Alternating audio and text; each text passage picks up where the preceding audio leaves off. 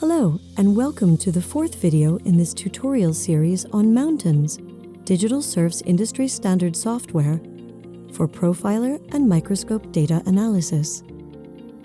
In this video, I'm going to show you how studies work. In Mountains, studies are the different forms of analysis carried out on data or studiables. Unlike operators, studies do not modify studiables, but help draw other information from them through visualization or analysis. Here's how they work. I select a studiable, then choose a study to apply. This study appears directly in the document and can then be customized via the Contextual tab, which appears at the top of the interface in order to obtain relevant results. Let's take an example.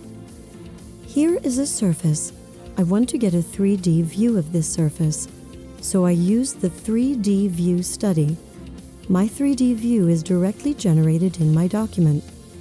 I can now customize it to highlight the information that interests me most. Here's another example. One of the most used studies in Mountains is the parameters table, which lets you calculate and show parameters for a given studiable in accordance with the latest ISO and national standards. To use it, just make sure you've selected your studiable, then click on Parameters Table in the Studies tab. A dialog opens showing all the parameters available. You can choose which group or groups of parameters you'd like to display. Then choose which specific parameter or parameters you'd like to calculate. A table is generated in the document displaying the values previously selected. In Mountains, studies are different types of analysis performed on data and which are displayed in the document.